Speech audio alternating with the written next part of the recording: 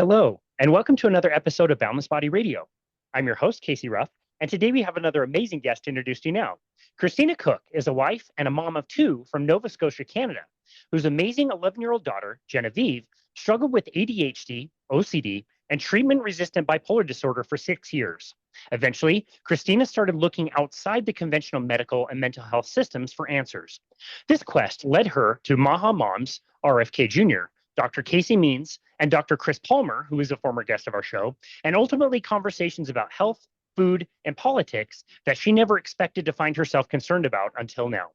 In understanding the reasons why we are all so sick, she was able to put her daughter's bipolar disorder into remission, have her off all medications within 6 weeks, wow, and turn her entire family's health and lives around in the process. Kristina lives in Nova Scotia with her husband, Ryan, her son, Noah, her incredible daughter, Genevieve, and their two dogs, where they are living an entirely new life now that bipolar disorder no longer controls their home.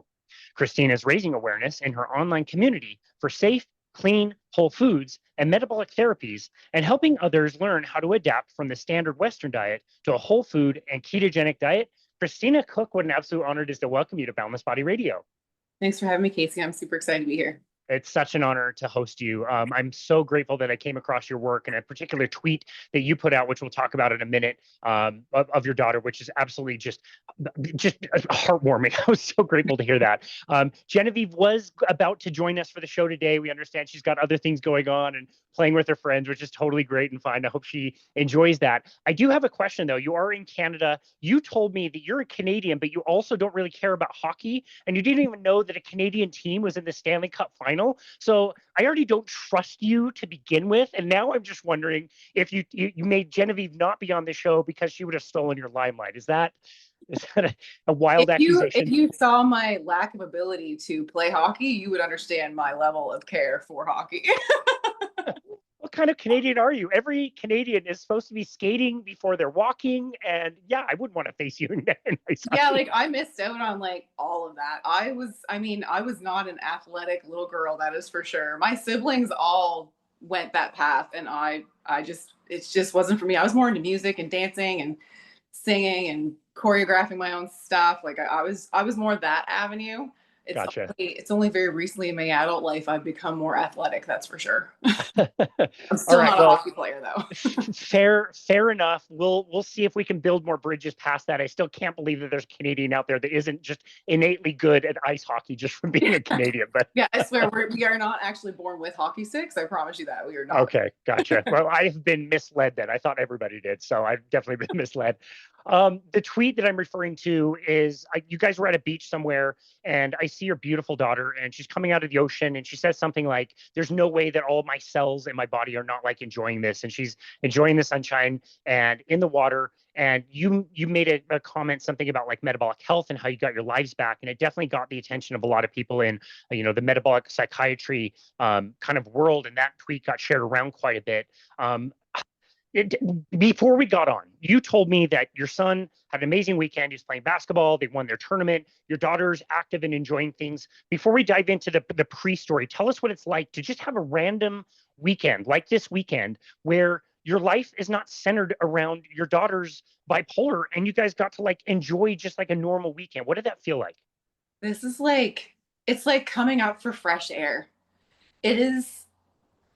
As a mom, to watch your child go through something like that and to be doing all of the things that you want to do to try to help her, and you're seeking help from every avenue possible. You spend so long just trying to manage minute to minute, day to day.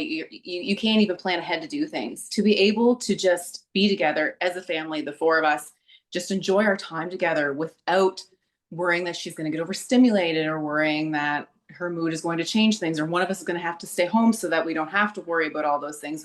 You try to do the things you can to help keep those trigger points to a minimum, and effectively that takes apart your family's ability to do things together and enjoy your time together. And we so often make a point to do nothing together, because just to be able to be together and just be together without all of the crazy drama and all of the feelings and all of the outbursts and all of the navigating the big emotions, we don't have to do that anymore. And it is, we're all enjoying it so much. It's just, I don't know how many times in the run of a day that my husband and I'll just like walk into a room and we'll see the kids, like my son will be playing the piano and she'll be like sitting beside him and like trying to sing along, and he'll be like playing his guitar and she'll be like at the karaoke machine together. I'm like, this stuff has never happened. Like for even my children to be able to have those experiences together, that's brand new. So it really is like it's like I was just dropped into a whole different reality, and it's so cool to watch. I love it. If I can get through this whole thing without getting emotional, I'll be You're really. probably not going to, because I'm already getting there. It's just I'm just like, you don't think about it like you're living it, and the emotions, of course, like it's like, man, I'm like an emotional hot mess because I'm like, oh my God, look at my children, they're so beautiful, look at them hanging out together. But that is literally, I'm just so grateful that I have this opportunity and that they have this opportunity now, because it's honestly been stolen from us for 6 years. it's stunning. I've got whole body chills right now, and it's interesting. Like doing the podcast, we've talked to so many people with stories to tell, and they're at a certain point where they might have ways to go, but they're like on the other side of it, and you have such a hard time imagining. Like I know you now. I didn't know the version of you. I believe you told me that you were like 80 pounds overweight. I can't even like imagine that. And to do the call that we did last week, and I'm talking to both of you, and I see your daughter, and she's an angel, and she's just nice, and she's calm. I asked her a ton of different questions, and one of my favorite questions was like, do you feel jealous about seeing your friends and like they get to eat all this stuff, and now you've learned that this stuff is not good for you? Like, do you get kind of sad that you don't get to have the sugar that your friends get? And she's like, no, it's all poison. I don't want any of this stuff. And she's like, She has no problem telling anybody that this food is poison. It's like it is her line. Like I've said this to you already. Like her thing is that, Mom, maybe I never had bipolar disorder at all. Maybe I was poisoned into by the food. And she understands very much what's happened with the food. That was part of this whole journey, right? Was actually, teaching my kids what I was learning about what's going on with the food, why our bodies are doing the things they're doing when we're eating these foods. And she just drives it home, because I'm living this with her every day, and I'm seeing the effects of what happens so quickly by just eliminating the food supply. So why wouldn't she feel that way? Like we did everything else, and then for her to find relief so quickly, of course she feels that way. And I mean, that's worth some investigation. Wow. That's absolutely stunning. Yeah, like when we interview somebody who had Alzheimer's that was moderate or severe, and like they no longer have Alzheimer's, and they're having conversations with us. And my friend Robin, who dealt with bipolar for 2 decades, like that could have so easily been your daughter and her life, and just being mostly like comatose on the couch, heavily medicated. It just would have been such a different ending story if you guys hadn't have found this stuff. So before we get to her and her story, I do want to hear about you and your health story, because like I said, at the very least, I know you've lost a tremendous amount of weight. I can't even, like I said, like picture you at a different size than what you are today. Obviously, very, very healthy. Can you tell us like kind of where the roots of the story that eventually led to your daughter kind of started? Absolutely. So when I was growing up, my siblings and we all ate the same food. My mom and dad made sure we had like good homemade food. We ate good meals at supper time and stuff like that. But I mean, theoretically, we're still eating the standard Western diet. We weren't eating mounds of junk food, and I wasn't feeding my kids mounds of junk food. But growing up, my siblings and I were a very different body type. I was overweight and none of them were. And I wasn't like binging on food. I was just a heavier girl, struggle with asthma and anxiety as far back as I can remember. This anxious thought pattern always in my head. I remember vomiting before going to school in the morning when I was small. Wow. And that feeling of anxiety just continued to grow. And as I hit high school, painful periods, endometriosis, more weight gain. I was 222 pounds when I graduated high school. And wow. It wasn't because I was trying to not be healthy. I was always wondering, why in the heck, why am I so different than my siblings? Like, what am I doing so wrong? What am I doing so terribly different? I was trying to be active and trying to take care of myself, keep an eye on what I was eating, and like nothing worked. And I just figured, okay, well, this is my body type. I'm doing the best I can. I'm just a bigger girl. And I bought into that. And years went by, had children. My little girl brought lots of challenges with her after she came into the world. She was colicky for 10 months. And I developed postpartum depression, which brought on more anxiety. And it was a very dark time. To be honest, I do not remember a whole lot from her first couple of years. I was very heavily medicated, and I just felt like I was just in a complete fog. It was a do or die, just fake it till you make it kind of situation. Then it just escalated once I went back to work. Like, my mental health kept deteriorating, but I kept, keeping on. I'm a mom trying to do the best I can. Started trying to get my health in order. Was really struggling to try to lose weight. I even tried a ketogenic diet previously before without using whole foods, and had very little luck with it. I didn't lose a whole lot of weight. I didn't have any of the benefits I'm currently having from it at all. But the biggest turning point was I was 243 pounds about 5-6 months post hysterectomy. I had for my endometriosis, and I landed in the emergency room presenting like I was having a heart attack. And I didn't have a heart attack, but I scared myself enough to realize that, okay, something's got to give. I need to be here for my kids. I'm watching my own daughter's health unfold in front of me. Her mental health issues are arising, and this is 5 years ago, and she wasn't getting any better, and I'm clearly not getting any better. So I made the commitment to get myself back into therapy. I started therapy to start dealing with all of the night terrors and stuff that have resurfaced from unresolved PTSD that I had just not wanted to deal with at one point in my life.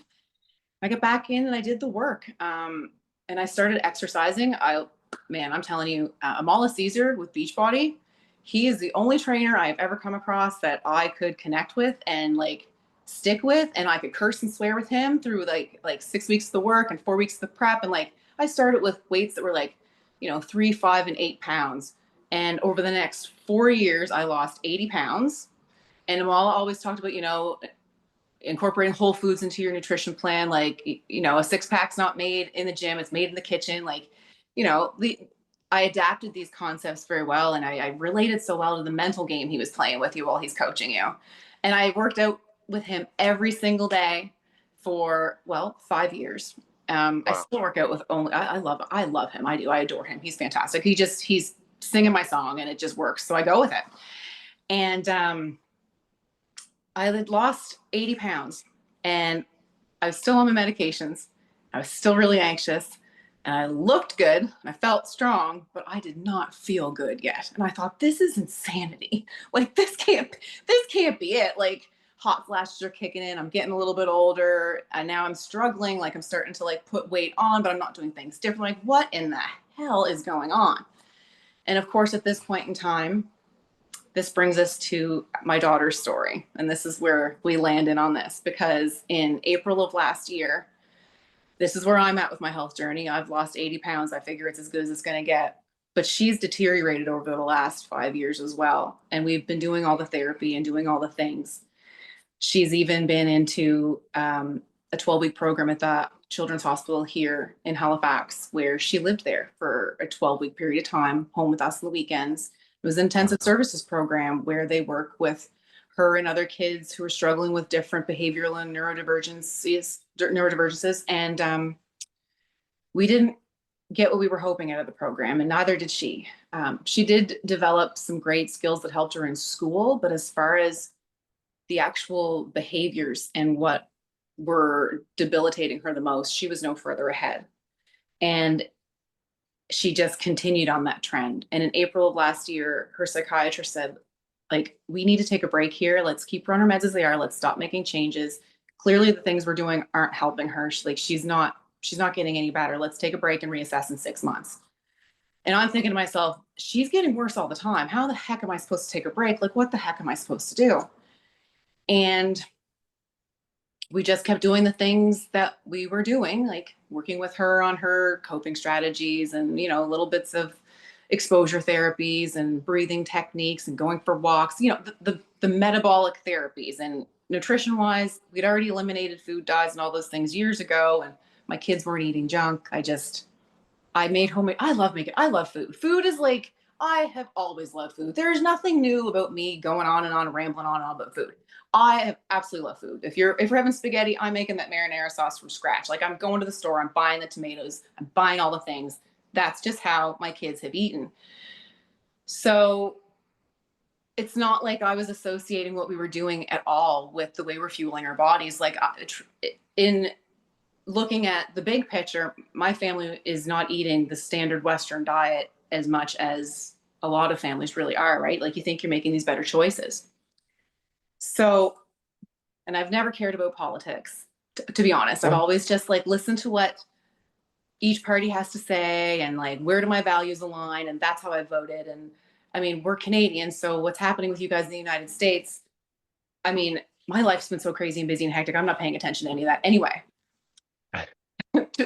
Honest, like full stop. I'm not either. I live here, so it's okay. Yeah, it's like full stop. I had zero interest in what was happening down in the United States back in April of last year.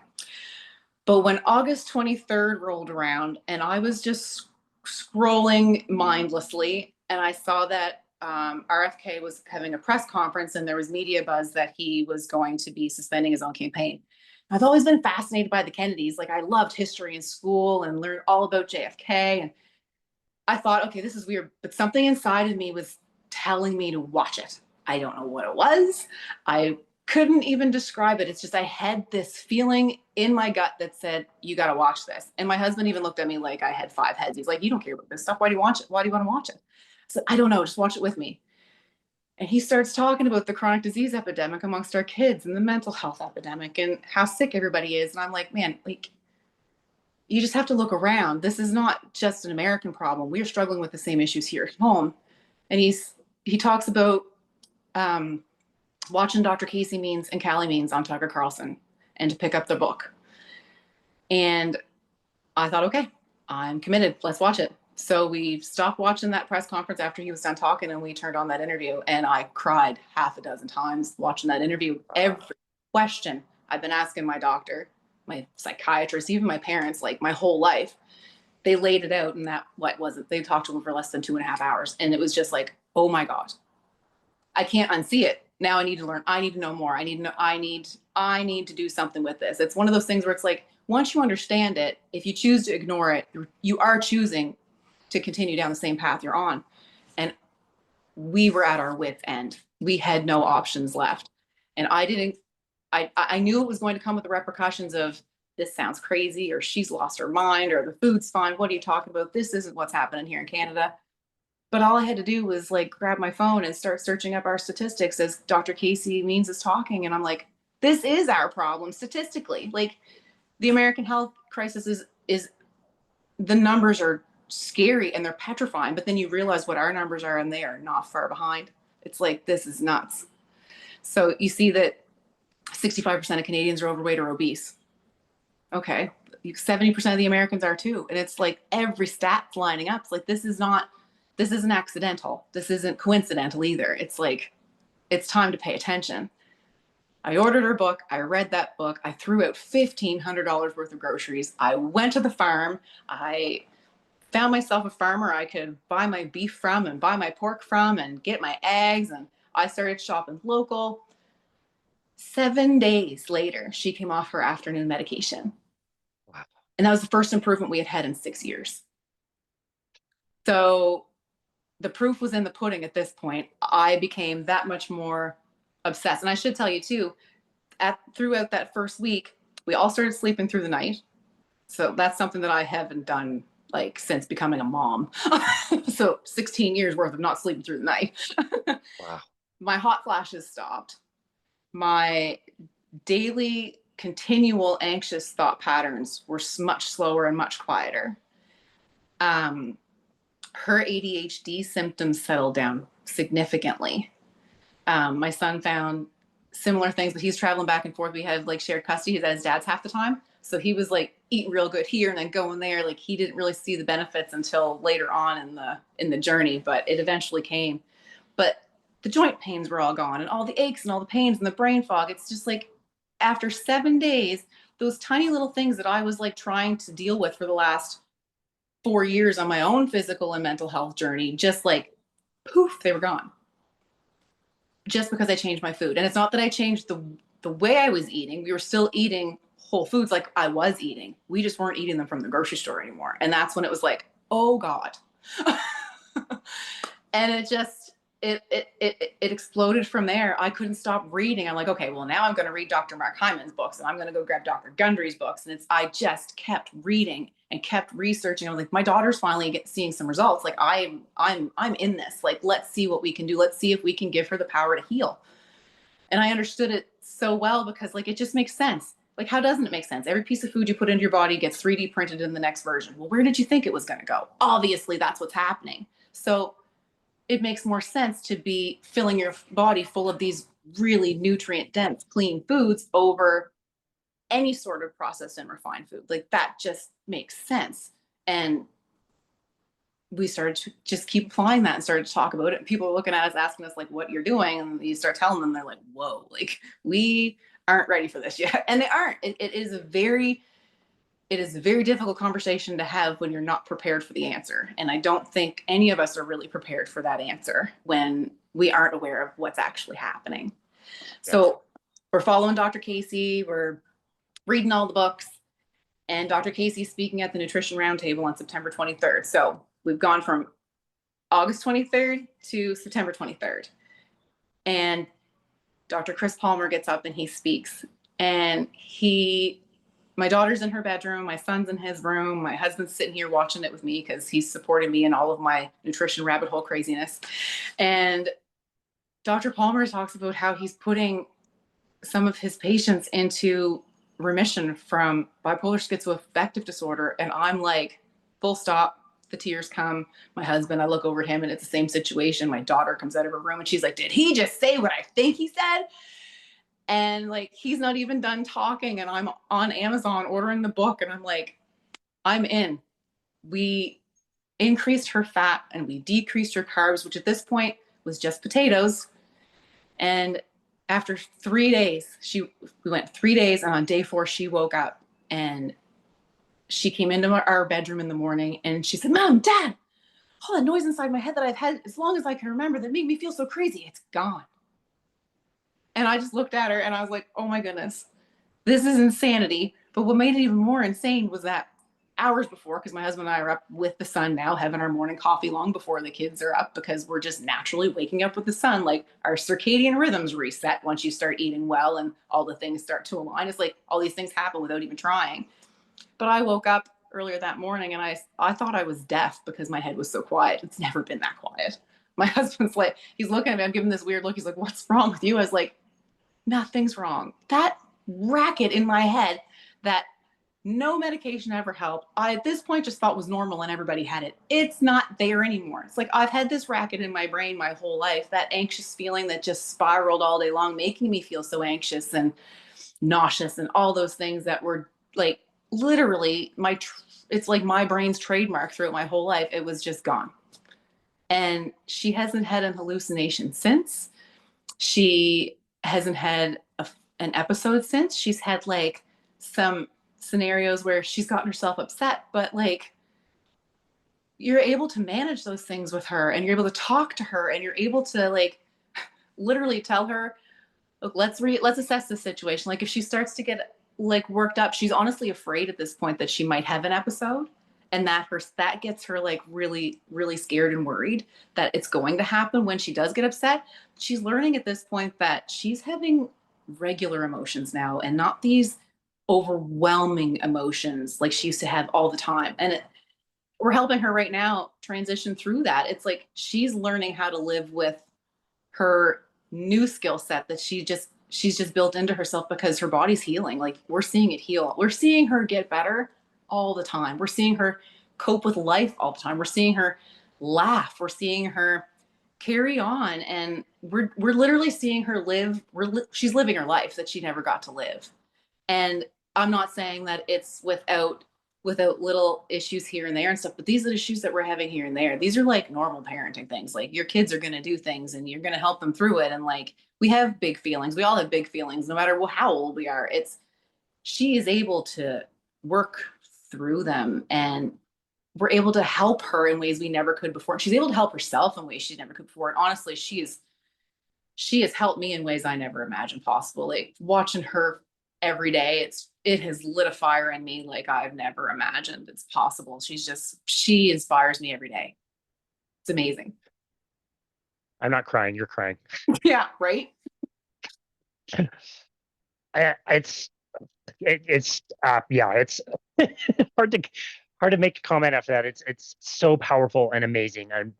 Yeah, thank you for sharing all of that. What an amazing journey. I did want to ask, as an example, like what the day, August 22nd, what is a normal day before you found all of this? Like working with her, dealing with her. Maybe we could get into some of the details of what like an average day would be when you have a daughter who's dealing with that kind of like mental, those kind of mental issues. Like what would a typical day be like? Absolutely. So our morning, we try to stick with a routine because that was a big thing, was trying to keep things regular, schedule things, give her little notes and stuff. Like she has her morning routine that she would get up out of bed and she would start trying to do. And if she were to like distract herself from that routine, that little bit of distraction would be all it would take for her to just start to become overwhelmed. And that feeling of overwhelm would spiral on her. So just that period of time between her waking up in the morning and getting her out the door for school was a constant dance around eggshells with her, both for her and for me, trying to get her to stay on task without getting overwhelmed with the simple task she had at hand. It was like pulling teeth with her. It's everything took a lot of energy and a lot of effort and a lot of managing emotions throughout it, because there's things that she would start this, I called it the cycle of doom that she would go into in her brain. It's like she'd remember something from, it could be 2 days ago, it could be 2 years ago, and it would just consume all of her, and she'd be stuck in that thought spiral of just like not being able to break free from it. So you're trying to navigate her in the present, and you're also trying to navigate her in the past, and that's just to get her out the door for school. And she struggled in school, both being in the classroom. She was in the learning center more than she wasn't. They had great support set up for her within the system so that she could go to school, but she wasn't able to participate like the other children were. Very difficult time with all of the transitions back and forth. Very difficult time with substitute teachers coming in. Very difficult time with navigating just relationships with other children. She was a flight risk from the time she started school. She would take off and she'd run, and that was just her. That was her body's fight or flight response to pretty much everything. Was to either fight. It was literally a fight or flight response from her for everything, because she would either get physical or she would run. Wow. And that is how we navigated every day with her, and every transition and every emotion with her. It was the fight or flight response from her that we were constantly managing and trying to prevent from happening. So everything we did was constantly strategized around how she's going to react. And as prepared as we were for knowing how she could respond, and how even if we had a great day and things went really well, we know that once we get home and we close that door and she's in her safe space, she is melting down. And it was every day. It was very, very rare that we went to bed without all of us being just completely emotionally and physically exhausted from. There was times we'd of course would have to keep her physically safe from herself or from and ourselves. And emotionally, this constant, you're trying to remain calm while your child is in her chaos. And it is so hard and so much work. We never gave up on her, and we remind her all of the time through all of her troubles, like her little successes and her little wins, and we would like drive those home. Like yesterday, she was so upset and she was having a rough time, and she hasn't had a rough time in a long time, but we had been away for the weekend, so she was lacking on her sleep. She wasn't eating all of our organic clean food that we normally have here at home. We made sure we were still eating keto. But she had a little bit of a stressful situation come up, and it was just too much for her, and she lost her temper, and that's not like her to do right now. And she got very upset. She called me from the school, and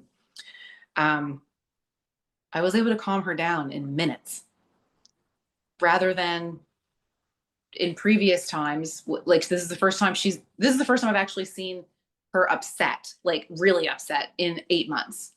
And I'm not talking like episode upset. She was just really upset. Like she was angry. And I understood her anger. She also understood her anger. She was so afraid that she was going to end up in a full-blown episode and not be able to control it. But I was able to talk to her in a way I could never talk to her before, and talk her out of it and remove her from the situation. And within like an hour of her just having her calm and her space and breathing and going for a walk and getting out into the sunshine and reassuring her that like, you're okay. She came out of it, and she's never, ever come out of that sort of situation before. She would just, honestly, we could probably still be sitting here if this was a year ago, and she would probably be in her room still not wanting to talk to me and potentially destroying it in there. That's where we were. And it took minutes for me to talk to her and help her see that this is okay. You're going to be okay. This isn't going to turn into a big episode. This isn't your bipolar disorder coming back. This is emotion, and emotion is a human response to stressful situations, and you are okay. And she did. Like I was so proud of her. I was a hot mess. I was so proud of her. Wow. That's incredible. Again, when we started this conversation, I kind of said like, I know the current version of her from our brief conversation that we had last week, and that is not the same human. You're describing a completely different human. Again, she was funny and engaging and calm and was enjoying what looked like a delicious dinner. Yeah, it's so interesting to hear that contrast and how much better things have gone. It's night and day. She really is. I say it all the time. Like we have a completely different child. We really do. Wow. Okay, so to be a nutrition coach, I have to get a certification. My certification is up. I've got to recertify. The textbook is behind me. It's about 700 pages, and it's largely about behavior control. So it teaches us as nutrition coaches to make sure that you are portion controlling.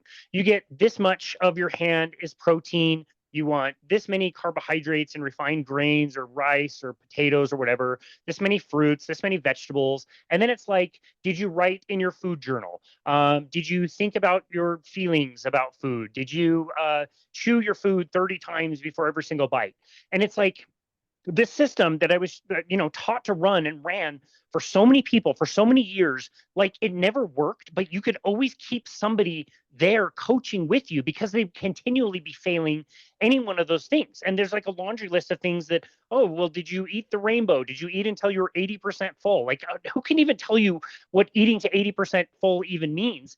But again, you're always going to find somebody who can't do all of the things. And so you keep somebody kind of wrapped up in that kind of system. And I can coach somebody, every week, every other week for years and years and years, and they'll never get anywhere until I found ketogenic diets, carnivore diets, different ways of doing things that worked extremely easily, took away people's hunger. They didn't have to worry so much about the behaviors because, like you said earlier, you're eating the most nutrient dense foods. You're getting very satiated.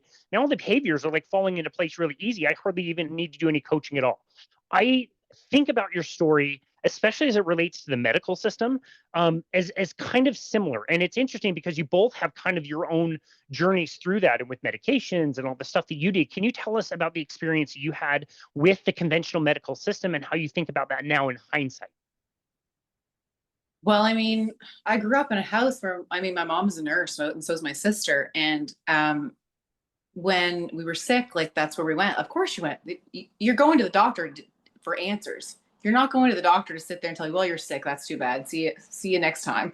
You're going to the doctor because you're not feeling well and you're looking for an answer. And I mean, that's what we were doing as well with Genevieve. She wasn't getting any better, and we're looking for answers. So we're going to the doctor looking for the answers. And throughout my own journey, it's like you're trying these different things, you're trying these different medications. We all know how everybody responds differently to different medications, and things just aren't jiving. And I kept wondering why these things aren't working. I would always question why these things weren't working, but I was never getting any answers as to why these things weren't working. It's like you go and they tell you to try this and to try that, and you try those things, even when they're recommending like, well, maybe you should try a gluten-free diet. Well, there's reasons why gluten-free diets don't work that I now understand when you're applying them in just the general consensus. Like we don't actually understand what's in these gluten-free foods. And once you understand what's in these gluten-free foods and you eliminate those, all of a sudden going gluten-free becomes a whole lot different therapeutic concept, right? It's like things change when you actually switch to the whole foods. And there's no conversation happening about nutrition this way in the conventional medical and mental health world. Like at no point in time through any of my own health journey when I was 243 pounds, or even like struggling with postpartum depression and Genevieve struggling with her own behavioral issues, it was never talked about in the way that I now understand it. Nutrition conversations were only ever, well, maybe you should try to lose 10 pounds, or maybe you should try to avoid red dye, or maybe you should try to like cut back on your caffeine. At no point in time was anyone ever sitting in front of me saying, well, do you actually understand how the human body is built? And I understand now that like we're not even necessarily being taught exactly how that is playing into how the human body is built. So of course we're not going to hear that when we go to our doctor and we're looking for answers. And as frustrating as that system was, like you still go to it because you're hopeful, right? You're looking, you don't want to be sick. None of us are choosing this. None of us are choosing to be sick. If you sit down and you talk to people, that even those that feel like there is no way out and like this is awful, like I've been stuck in that mental health world as well, where I feel like there is no way out. Like I'm stuck, I'm trapped. This is it. You'd very much feel like, well, it's great that those things worked for you, but like they're not going to work for me. And I really think we have to step back from that and really look at this objectively, because I'm not sitting here telling people like, man, like this is fantastic, this is amazing, like we all got to do this. In one sense, yeah, we should all know how to nourish our bodies, and we're not being taught. And if we could be taught foundational nutrition principles from the ground up, not even you don't need to go to your doctor to learn how to eat. You don't need to sit down in front of your doctor and have them say, well, you've got an arm's length worth of concerns going on, but if we addressed your dietary strategies that you're currently using or not using, maybe we can alleviate a whole bunch of this. And if someone told me that at some point throughout any of this journey, I would have done it. I would never have sat there and said, no way, because we're going into these institutions, we're looking for answers, and we're being sold prescriptions and procedures, and we are not being sold actual foundational health principles. We think that's what we're getting, but I very quickly realized after 7 days of changing my food that we are missing the elephant in the room. Wow. Well said. Thank you for explaining that. I have to say, if Tucker Carlson walked in front of me right now, I would not know who he is. I've listened to exactly one episode of his podcast, and it was the episode with Casey and Kelly Means. I thought it was wonderful. And one of the things that really sticks out about that episode is when Tucker is learning that we're giving newborn babies like the hepatitis B vaccine, for example. Hepatitis B, you get that from, intercourse, or you get it from like sharing needles. And I assume most babies are probably not coming out of the womb sharing needles, injecting themselves with drugs, having sex, whatever. But like we're giving that, whatever you want to think about Tucker, or you want to think about vaccines or whatever, like just that idea as they were explaining that to him and like, why are we doing this? This doesn't make any sense. And hearing him and his response, like, what we're doing, what? Like that doesn't jive at all. It makes no sense. And you get the difference between, again, what you're describing as pills and procedures versus using food to fix everything from the ground up and really truly feed our cells. And I understand that like your motivation obviously was very, very high. Nothing was going to stop you. Once you learned the information, you were going to push through. Genevieve, she, is 11. She's got somewhat of a choice of the things that she can eat, but she's also very motivated. And when she started to notice that the voice in her head was going away, amazing. Just overall, like it seems like at least the two of you were motivated. What has been the experience of your husband, your son, and all of you kind of doing this together? Has it been a difficult transition? Was there kicking and screaming and getting dragged into some of this stuff, or has the transition been a lot easier than you thought? Honestly, I thought that it would be more difficult than it was. Genevieve struggled at school only because she was eating a specific way at home, and she didn't want to communicate with the school that she's on a diet, but they knew that she was on a diet. So she was a little bit hungry at school, and she wasn't asking me for more food. And they were giving her whole grain Cheerios because they're whole grain. They must be healthy. Like she's on a diet. That can't be that bad. But she was having a little bit of Cheerios in the mornings at school for a little bit, and her ketones were really low during the week. She was only sitting like just under 1.5, and her ketones were like 4 on the weekend. I was like, what is going on? Like, is this just the stress of the day at school? Like, is this just you're looking at the environmental and lifestyle factors, like, okay, what can we do here? Maybe her sleep's off. Maybe we can do something here. I didn't know that she was eating these things at school, and she was afraid to talk about it because she knows how passionate we are with this. Like, we're all committed to this. We're all doing it together. We all dove in together. We weren't just going to be like, you're eating this way now, you're on your own, kid.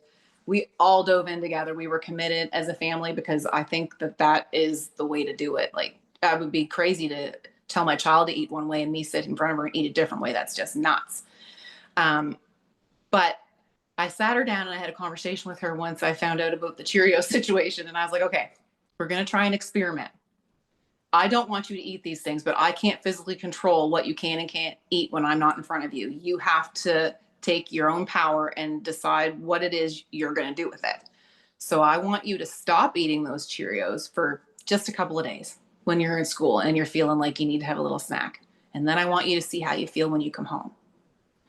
And that's all it took, because once she eliminated them, her ketones stayed consistent and she was feeling so much better, and her brain was clear and her energy was good and her mood was great. She's like, oh yeah, I understand now, Mom. So it wasn't like a twist in her rubber arm kind of situation. It wasn't like up against the wall. It was like, we were eating so clean. And I really do think that, like, think about it. We had a 4-week period where we were just eating whole foods. We didn't switch into a ketogenic diet for 4 weeks. So we had a 4-week period where we got to detox our bodies too from a lot of those toxins that we were consuming from just our regular groceries. So then once she was able to switch on that level of ketones and we're eating clean for so long, it's like, when you're putting those foods into your body that it doesn't want, it very quickly tells you it doesn't want it. And she was able to, just like we all can, we recognize very quickly that there are things in our bodies that are just not meant to be in there. Kristina, I just think that's parenting 101 right there. That is such an amazing job of analyzing a situation, realizing that you have an individual ahead of you. You're not going to boss this person around or try to make them eat in a certain way, but to reason with them and say, what do you choose? What do you want? Why don't we just try this? You don't have to. I can't physically be there and make all your decisions. I can't live your life for you. But to like actually like bring it up in that way and let her make the choice, I think is an amazing approach. So well done to you. I think that's fantastic. And then again, the motivations are going to be different for the different people in your house. I've always wondered, I didn't deal with anything too serious as far as mental health goes. Your normal, anxiety. I had acne. I was, chubby for part of my childhood, but I liked my sports. I liked ice hockey. I didn't do as well at school as I could have. And I wondered if somebody told me, like, if you eat this certain way, your acne will go away. You'll build muscle better. Your performance will be better in school and hockey. And so I want to ask specifically about Noah. How old is he, by the way? So he is 16, almost 17. Okay. Gotcha. Yeah. And we just talked about this basketball tournament that we was just at. You mentioned earlier there was a time when he'd go back and forth between the two homes and eat one way in one place and one way in another. But I think he'd be a good barometer to show like a normal kind of kid that didn't have the same motivations as Genevieve. What has been his experience with changing his eating, and does he do this willingly now? Absolutely, he does it willingly. He sees the changes in her too. Like we sit around and talk about where we're at now as a family. We reflect on it to appreciate it regularly. And to be able to see how quickly things transitioned in our own home, that in itself was a motivator for all of us. Noah had a period of time where his dad was away and he had spent 3 consecutive weeks here with us. And in those 3 consecutive weeks here with us, he started to notice things like his acne completely clearing up and like he's dropping a little bit of extra weight. I mean, he's very much in shape, but now he's 16 and he's cut. Like he's at the gym and he is like working his little heart out, and it shows. And he's feeling good and he's healthy, and he's practicing intermittent fasting so that even if he's not necessarily able to consume the same sorts of foods that he would consume here, he's still getting the benefit of those healing strategies from these longer periods of fasting and stuff like that. And he's able to keep his ketones a little bit higher like that, even if he's not able to adhere specifically to the same foods we're eating here. And he's not necessarily trying to keep his ketones high for the mental health aspect of it. Like he is fueling his body nutritionally differently. Genevieve and I are staying very much in strict ketosis and using all the strategies to help keep us like upwards. She feels best when she's sitting around 4 as far as her ketones go. And the higher they are, the better. Like it's funny when Dr. Campbell had posted something that study a while back where 100% of the patients had symptom reduction, and like the higher the ketones, the better. Where she's like, well, I could have told him that, Mom, while I'm sitting here reading with my morning coffee. I'm like, oh my God. I'm going to hook you up with all these doctors and you can just sit down and you can tell them exactly how you feel. She'd love it too. But my son's strategies are different than ours. And like Genevieve is very much aware that like when her ketones aren't quite as high, like she's learning that if she eats too much dairy, her ketones are going to drop. And then she will just eat primarily more carnivore. And I don't care that that's what she's like. There was a point in time in my parenting career where I would have been like, you can't just sit there and eat meat all day. Now I'm just like, if that's all you want to eat, have at her. It's like we've overcomplicated nutrition. We all feel different with different foods inside of our bodies. And we've all been able to use different elimination diets for our own specific symptoms and be able to treat them within our own house as like our own little science experiment. We removed lectins after reading Dr. Gundry's book, and her ketones were consistently higher by removing the lectins. It's like, okay. Wow. It's like, we'll try to reintroduce some of them, see if you can tolerate them. And that's what we do. And she learns what she can and can't eat and how much she can and can't have before those ketones drop. My husband, for instance, he ended up going full on carnivore with Genevieve when she first decided to try full carnivore because she was so frustrated trying to figure out how much she could and couldn't eat. And she just decided that she wanted to go carnivore because she had watched a video of Michaela Peterson talking about the lion diet. And she just started eating meat. My husband started eating just all meat too. And well, his irritable bowel and all of his gut issues have like cleared up completely. We've tried reintroducing at this point some like resistant starches, and he can tolerate those, but he cannot tolerate leafy greens and cruciferous vegetables. So he's not eating them, and he feels great because he's not eating them. And I'm at a point now where if I'm making supper, I have our animal protein, and then I just ask everyone else in the house, like, what do you want with it? Like Noah will usually say he wants some sweet potato. My husband might have a couple with them. Genevieve doesn't want them because she would rather not have them and keep her ketones extra high. I can have like a couple of bites and I'm okay. Genevieve might say she wants some green beans, or she might want some fresh greens, and like I'll make those. It's like I'm not making 4 different meals for 4 different people. I'm making one meal, and then I'm strategically putting the other things on the plate based on what it is that we want. And I end up cooking less food, and we eat less food, even though we're eating far more nutrient dense food, and we're far healthier for it.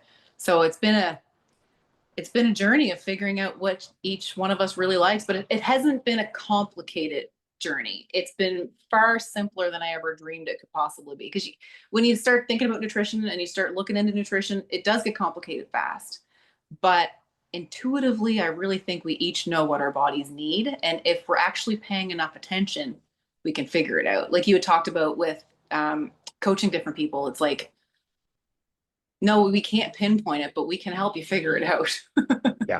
Yeah. Make suggestions. And yeah, as long as you've got kind of borders around what you consider food and what you consider not food, within those borders, you can be very intuitive. And it's so interesting to, go to a Brazilian barbecue every now and again. And like one day I don't want chicken hearts, and the next day I want chicken hearts. And sometimes salmon sounds good and sometimes it doesn't. Like you get a feel of kind of what those things are. So I love asking that question, asking parents out there, about their kids, because these kids to me seem like they're choosing this once they're getting past the initial like transfer period, switch over kind of time that might be a little bit difficult for some of them. It's certainly not difficult for a lot of them, but they choose to continue on this path by and large. And I get that answer very, very consistently from lots of parents. And the simplicity was definitely something I was going to ask you about for somebody who, like you said, loves food. You love recipes, you love making food. How has that kind of transition into kind of a more carnivore style diet been? Do you miss a lot of the variety? Is having like a few portions of vegetables here and there enough to give you like the variety that you think you need? Or like, how has that been for you, for somebody who absolutely loves food, loves different tastes? Are you able to keep things really exciting and interesting and engaging? Or has it really just been like, at the end of the day, a cut of beef that has a good amount of salt is pretty darn tasty on its own? So honestly, it is a different strategy based on how we're feeling each day. There are days where I'm like, screw this. We're just having steak for supper, guys. Throw some salt on it, throw it in the barbecue, have a little bit of butter with it if you want, and call it a day. And that's great. fry some eggs with it, whatever. But I also love food, like you just talked about. And I can grab the greens and make myself a salad and like toast some pecans and like make myself a little dressing with some olive oil and some like balsamic vinegar. Like I love doing stuff like that. But primarily I'm just simplifying it. It's like I always make my plate look beautiful because I have this whole thing with my food. It's like I want my plate to look absolutely gorgeous, and I want to make it look beautiful so I can eat it. It's like I swear it tastes better when it looks good. And I can eat like this beautiful plate of food that's got all kinds of different brightly colored vegetables one day, and then the next day I might be like, I don't want any of that. And I don't worry about it as much as I used to. We are eating very much animal based, but we've all got like I said, our own versions of animal based. Some days it is more animal based than others. Some days we're including lots of avocado and some blueberries, those low glycemic fruits and stuff like that. But for the most part, as long as they've got that meat on their plate, like I'm hardcore. We have ground beef in the house all the time. If you've had your ground beef once a day, I'm okay. Like I'm not going to fight with you about anything else. Just make sure you've got that most nutrient dense piece of meat in your body, and I won't harp on you at all. And I've given my kids the flexibility that way too. I'm not trying to drive it down their throat. I'm letting them eat what it is that they like. And it just so happens that those foods that they like aren't junk food anymore. Like they're not missing those things. It's like, well, my son he got a player of the game, and they handed him a G2, and he's shaking his head and he's looking at me, and I'm like, and he's like, hey mom, you want this? I was like, oh, what do you think? He's like, passes it off. Like, it's not like they're not even tempted by a lot of those things. And I mean, there are situations, of course, where he's a teenager and he's going to stray from it from time to time, but he's aware of how it's being processed in his body because he's very much aware of how he feels after he eats it. So that stuff doesn't happen often. Yeah. Wow, that's amazing. Well, thank you for sharing that. That's definitely fitting the pattern of a lot of people who start eating this way.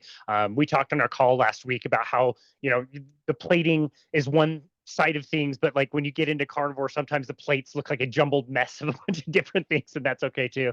Yeah. And the purpose of the call that we did last week was to really talk about, this new passion of yours and you wanting to find some way to share this with others. I've mentioned several times on my show, I just don't know of many other topics that people get so fired up about this, that it's not only what they want to do and what they want to do within their homes and with their own lives, but they want to share. It's not enough to just do it by themselves. They want to tell everybody. They want to find different avenues to share. And so, as you're, kind of getting into about a year into this journey and wanting to put some content out or share the message, like where do you see this going in the future? And how would you like to, get your story out and get Genevieve's story out as well? Well, right now, the biggest thing we're trying to do is encourage conversation. We have a situation happening right now where, of course, we all know the MAHA Commission report was released, and we're talking about, okay, this is what's going on with the chronic disease epidemic. This is how we're going to investigate things. This is what we're going to investigate. And our regulatory bodies up here in Canada are coming out defending these things that the Americans are going ahead and saying, okay, we have a problem here. It's time to look at these things. And every time that we've had something come out, I've been advocating as well within our own government here locally. And I'm trying to like raise awareness of like, this is our family story. Like, we need safer food. Like, we don't need to be spraying these chemicals on our food. We don't need to be allowing these chemicals into our food. Like, even if we're choosing to eat food that we know is not healthy for us, we're not choosing to eat all of the other ingredients and additives that we don't even understand are in it that are making us sick. Like, yes, we can choose to eat foods. Absolutely. We are all 100% in our own means to make our own decisions about what we're going to put into our bodies. Like, nobody should tell you can and can't eat something. Absolutely. Right? Like, fair. This isn't about making people do things. It's about giving them the information that they need to do better for themselves. And there's not enough conversation happening up here north of the border about it. Like I said, we're defending the safety of these things. And that's a big hurdle to try to jump. So I feel crazy a lot of days when I'm talking about these things, and we've got literal regulatory bodies defending the safety of these things. And it's like, this is bananas. It like, you reach out, when you're a kid and things go wrong and you look to the adult in the room to try to get some help. this is one of those situations where it's like, I see a problem, and then my family so quickly turned our entire lives around because we saw the problem, we recognized it. I sat there and looked up our statistics in Canada and the chemicals we're using and the additives that are in our food. And I'm like, this is our problem too. This is not separated by the border. It's not separated because you have political opinion. Health is not political. Like, our kids are sick. And that is what has ignited this fire in me to try to just drive this conversation, because it's not enough to be defending the safety of these things right now. We aren't even actually talking about the problem. And that in itself is really problematic. And that is why I started sharing. It's because when you talk to people on the street and they ask you what's going on in your health journey, and like, oh my goodness, you guys look great, and like, your daughter's doing so well, it's like, what are you doing? And then you start talking about it, people very much understand, like, we know we're sick. Like, you just have to take a step back and look around. It's not like what I'm saying is crazy. It's not like you can say like, no, we're fine. Every single person, whether we live in the United States or in Canada, if you take a step back and you look around, it's like, oh my goodness, we are sick.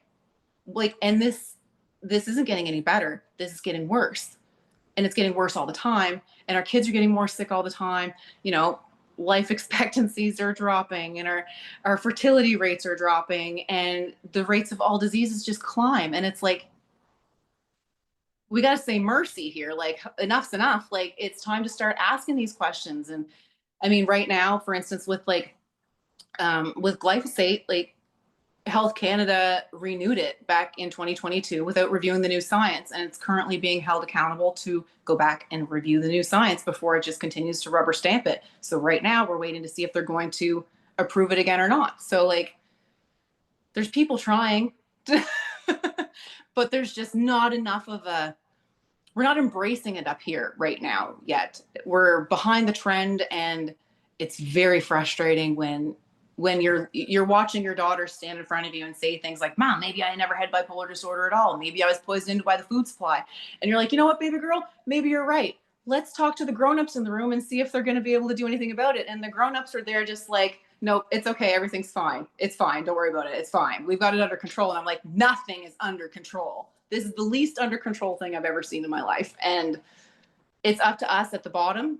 Honestly, like, it doesn't matter. Like, really, you can go to your doctor, and your doctor can tell you all day long what you can and can't eat to try to like fix your ailments or give you a better health outcome. But it's ultimately up to us. Like, the responsibility is on each one of us to make those decisions and to do better and to choose better. And that's one of those things that, like, Dr. Casey Means talks about so much in her book, is that, like, this is so much easier. Like, it is within our control. It's so much easier than we ever imagined. And we just need to understand what's going on to be able to do something about it. I really think that this is it's a lack of information. It's a lack of accountability, and we're all sick because of it. And it's time to start having these really difficult and uncomfortable conversations and hold these large industries to account, because I was not put on this planet to just watch my kids suffer. And I don't think any one of us was put on this planet to just suffer and die. I really firmly feel that my job as a mom is to raise healthy, happy kids. And there are large industries at play right now that are making that really freaking hard for every single one of us. We're being led astray. And I think it's time for conversations like this to happen so that we can come together and start doing better for ourselves and for our kids, because they're all we have to leave behind. And I feel like we're just screwing up at mass right now, and they deserve far better. There's the hockey player right there. There's the mama bear who will fight anytime. I absolutely love it. Thank you so very much for sharing that amazing story. And you don't need this from me, but I just want to say that you have a voice, you have a story, you're going to be able to reach people, and so is your daughter. And I would highly, the more you can get the message out, the better it's going to be. No matter how many people that is, finding the right people, you're going to make a huge impact. And it's so meaningful for me. I'm so glad I was able to find you and find your amazing daughter and your whole family and be able to learn about your journey. Thank you so very much for taking the time to be on our show today to share it. And I look forward to seeing whatever else you have down the pipeline. For now, Kristina, where can people go to find you and connect with you and your work? So we have set up our socials on Instagram and on Facebook under the Better Humans Project. This is the name that Genevieve came up with after she decided that we were all being poisoned into this. And she said, "Hey, Mom, you know what? We would all be a whole lot better if we just, we'd be a lot better humans if we ate more steak and eggs." And that's where the concept for the Better Humans Project came from, was her theory that if we just ate better, we could be better. And she's not wrong. Yeah, that's amazing. So cool that you started those channels, and that was her idea. We'll be sure to tag that in the notes and encourage anybody to go and follow you and continue on with the journey. But for now, Kristina, thank you so very much for taking the time to be on our show today. Give Genevieve and the whole rest of the family a big hug from us. And thank you again for being on our show today. That was super inspirational. Really, really grateful for you. Thank you so much. Thank you so much for the opportunity to have the conversation that I feel so badly is much needed to be had. Yeah. Absolutely. You can come back anytime on our show to share your story. So thank you so very much. Maybe you can come and talk with us too someday. You never know. That sounds fun. I would love to. Thank I you, love Sam. it. Thank you Thanks so very much. Casey. Thank you so much. And this has been another episode of Boundless Body Radio.